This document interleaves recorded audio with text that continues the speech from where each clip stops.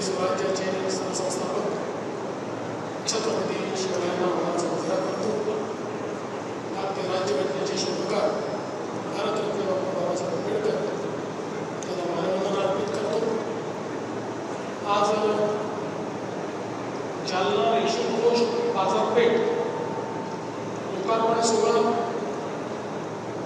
Ambad police station लोकार्पण सोहळा आणि 7 प्राथमिक आरोग्य केंद्रांचा लोकार्पण सोहळा या कार्यक्रमामध्ये मंचावर उपस्थित असलेल्या आपल्या जिल्ह्याच्या पालकमंत्री आणि राज्याच्या पर्यावरण मंत्री माननीय पंकजाताई मुंडे, आपल्या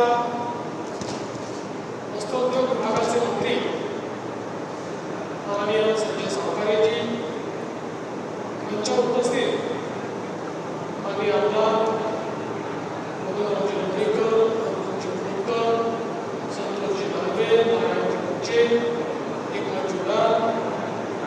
माननीय खासदार कल्याणराव काळे, आमचे मित्र राजेश कुटे, श्री अरविंदजी चव्हाण, रघुनाथ मंगले, विलास बापू थरार, उपमुख्य सचिव श्रीमती शैला, विभागीय आयुक्त जी श्रीकांत, जिल्हाधिकारी शिवा कुटल, आयजी वीरेंद्र मिश्रा, श्रीमती अंजली शर्मा, त्याचप्रमाणे जगदीश संघू,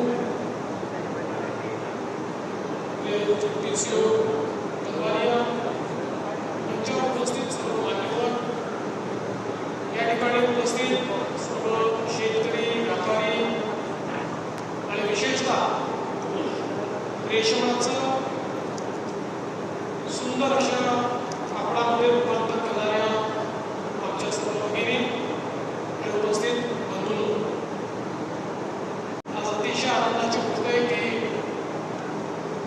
जालना रेशीम कोष बाजारपेठ एक अतिशय चांगली संकल्पना, या संकल्पनेचं आपण लोकार्पण केलं. या निमित्ताने या संकल्पनेची सुरुवात करणारे आमच्या अरुणराव खोतकर आणि मनोहरराव लोणीकर या दोघांचंही मनापासून अभिनंदन करतो. आणि त्यासोबत याला प्रोत्साहन देणारे आपले वस्त्रोद्योग मंत्री संजयजी सावकारे, आपले पालकमंत्री पंकजाताई मुंडे, वस्त्रोद्योग विभागाचे सर्व अधिकारी, जिल्हाधिकारी या सर्वांचं आणि सर्व लोकप्रतिनिधींचं अतिशय मनापासून अभिनंदन करतो की एक महत्त्वाचं दालन, एक महत्त्वाची बाजारपेठ आज जालन्याला या ठिकाणी उपलब्ध झाली. प्रकाशित जिल्हाधिकाऱ्यांनी सादरीकरण केलं आणि त्यांनी सांगितलं की जालन्याला सिल्क सिटी आपल्याला करायची आहे. त्यामध्ये आता जालना ही SSS सिटी झाली. सिल्क, सीड आणि स्टील अशी SSS सिटी जालन्याची ओळख आहे. आणि विशेषतः सिल्कच्या माध्यमातून खूप मोठ्या प्रमाणात एक अर्थव्यवस्था या ठिकाणी उदयास येथे पाहून मला अतिशय आनंद आहे. आपल्याला कल्पना आहे की गेली अनेक वर्ष आपण कॅश क्रॉप म्हणून कापूस आणि सोयाबीन या 2 पिकांवर अडकलो. खरं तर देशामध्ये उत्पादकतेतही कापूस आणि सोयाबीनमध्ये जेवढी उत्पादकता मिळवली पाहिजे तेवढी अद्याप आपण मिळवू शकलो नाही. तो प्रयत्न आपला चालला आहे. पण जोपर्यंत आमच्या शेतकऱ्यांना पर्यायी पीक पद्धती आपण देत नाही, पर्यायी कॅश क्रॉप आपण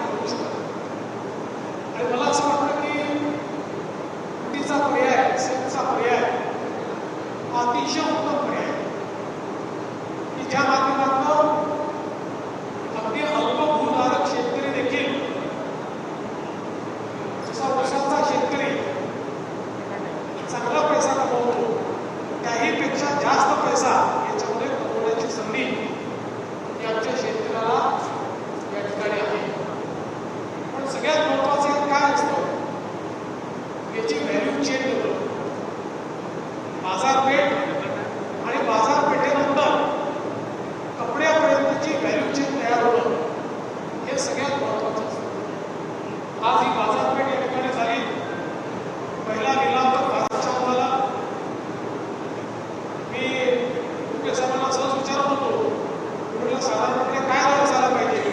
तुम्हाला साधारण 700 असतो. आज रात्रभर तुम्ही असा जोर लावला, रोजच तुम्ही येत जाता इथे, पण सगळ्यांना सांगत जा आज तुझं 760 वर पोहोचवलं, 960 वर, असा रोज येऊन इथे जेव्हा लिलाव होईल तुम्ही सगळ्या प्रतिनिधी उभं राहून सगळ्यांना पंप करायचं आणि जास्तीत जास्त भाव कसा मिळता येईल हा प्रयत्न निश्चितपणे या ठिकाणी केला पाहिजे. पण त्यासोबत ही संपूर्ण व्हॅल्यू चेन ही तयार करण्याच्या संदर्भात आता या ठिकाणी वेगवेगळे प्रयोग आपण बघितले. चौकी देण्याच्या संदर्भातला विषय असेल, वेगवेगळ्या पद्धतीनं त्याच्यावर जी प्रक्रिया करावी लागते त्या प्रक्रियेकरता टाईम असेल, या सगळ्या गोष्टीची जी व्हॅल्यू चेन ही आपण या ठिकाणी तयार करतो. आणि आमच्या काही भगिनी साडी मिळत होत्या अतिशय सुंदर, आणि त्यांना आम्ही विचारलं की आपल्याला दिवसाला एक आपण होऊ शकतो. पण त्यांनी एक गोष्ट सांगितली ज्याकडे त्याच्यामध्ये आपल्याला लक्ष द्यायला लागेल. त्यांनी सांगितलं आमच्या घरीच आम्हाला बनवून द्या. तर आम्ही जास्तीत जास्त साड्या या ठिकाणी तयार करू शकू. आपण नाशिक आणि पैठण या ठिकाणी येवला या सगळ्या भागामध्ये आपण बघितलं की इतके सुंदर पैठणीचे क्लस्टर तयार झाले. आणि म्हणून बघायला त्यांच्या डोक्यात होतं की पैठणला पैठणी तर इथे काहीतरी वेगळं झालं पाहिजे. म्हणून आता त्यांनी 5-6 ब्रँड तयार केले आहेत. तर सगळ्यांनी मिळून त्याचा निर्णय करायचा आहे. आणि मी निश्चितपणे सांगतो मी इतके वर्ष बघायला त्यांना ओळखतो, त्यांना फार चांगला सेन्स यातला आहे. आणि त्यांनी जर तो ब्रँड निवडला तर तो निश्चित यशस्वी होईल याबद्दल माझ्या मनामध्ये काही शंका नाही. त्यामुळे जालन्याचा एक नवा ब्रँड हा आपल्याला या निमित्ताने तयार करता येईल. आता आपल्याला माहिती आहे की जालन्याचा ड्रायपोर्ट देखील सुरू झाला आहे. आता पुन्हा रिव्हर्सल सुरू करायचं. 80% सिल्क चायनातनं आपण इम्पोर्ट करतो. एक काळ असा होता की जगाला सिल्क एक्सपोर्ट करणारे आपण होतो. त्यामुळे आता पुन्हा त्या दिशेने आपल्याला जायचं आहे. म्हणून मला असं वाटतं की त्या दृष्टीने एक चांगली व्यवस्था या ठिकाणी झाली.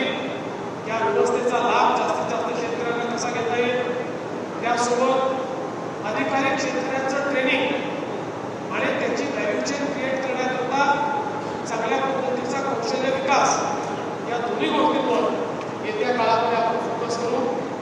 ज्या लोकांनी याकरता उत्तम अशा प्रकारचं नियोजन केलं त्या सगळ्यांचं अभिनंदन करतो. आमच्या शैला मॅडम नव्याने आता या विभागात आले, अतिशय अनुभवी अधिकारी आहेत, अतिशय फोकस्ड अधिकारी आहेत. नियोजन विभागात अतिशय उत्तम काम त्यांनी यापूर्वी केलेलं आहे.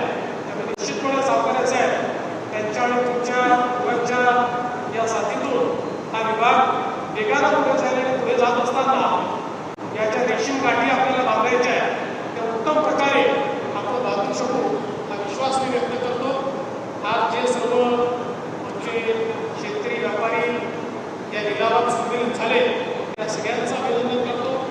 काही या क्षेत्रात उत्तम काम करणारे त्यांचंही आपण अभिनंदन केलं, त्यांचे मी मनापासून अभिनंदन करतो. सोबतच आज अंबडला निजामकालीन पोलीस स्टेशन जे आहे त्याच्याऐवजी आता नवीन भारतकालीन पोलीस स्टेशन जे आपल्याला आहे प्राप्त झाला आहे त्याबद्दल पोलीस विभागाचे मनापासून अभिनंदन करतो. आणि आता आपण एक सत्कार देखील केला. खरं म्हणजे कधी कधी खंत वाटते की घटना इतकी वाईट आहे की त्याबद्दल आपण खंत व्यक्त करावी की चांगला त्याला न्याय मिळाला म्हणून समाधान व्यक्त करावं. पण मला असं वाटतं की अलीकडच्या काळामध्ये सातत्याने क्रिमिनल जस्टिस सिस्टीममध्ये वेगानं निर्णय आपण आणतो. कुठेतरी जे गुन्हेगार आहेत त्यांच्यावर उचक बसला पाहिजे. आणि याही गुन्ह्यामध्ये एका चिमुकलीवर अत्याचार करणाऱ्या नराधमाला केवळ 53 दिवसामध्ये या ठिकाणी शिक्षा झाली. 20 दिवसात पोलिसांनी चार्जशीट दाखल केली आणि 33 दिवसात पुढची कारवाई झाली. मला असं वाटतं की अतिशय समाधान वाटणारी ही गोष्ट आहे. पोलीस विभाग आणि प्रॉसिक्युशन या दोघांचे मी मनापासून त्या निमित्ताने अभिनंदन करतो. सोबतच आज आपण 7 प्राथमिक आरोग्य केंद्रांचं लोकार्पण ठिकाणी येणाऱ्या सर्व रुग्णांना स्वास्थ्य आणि आरोग्य लाभ व्हावा अशा शुभेच्छा देतो आणि या उत्तम कार्यक्रमाला तुम्ही मला निमंत्रित केलं त्याबद्दल आपल्या सर्वांचे आभार मानून मी माझ्या 2 शब्द संपवतो. जय हिंद, जय महाराष्ट्र. धन्यवाद महोदय. आपल्या प्रेरणादायी भाषणातून या विकासाला आणि उद्योगाला निश्चितच दिशा आज मिळालेली आहे. खऱ्या अर्थाने आजचा हा सोहळा हा एक शेतकऱ्यांच्या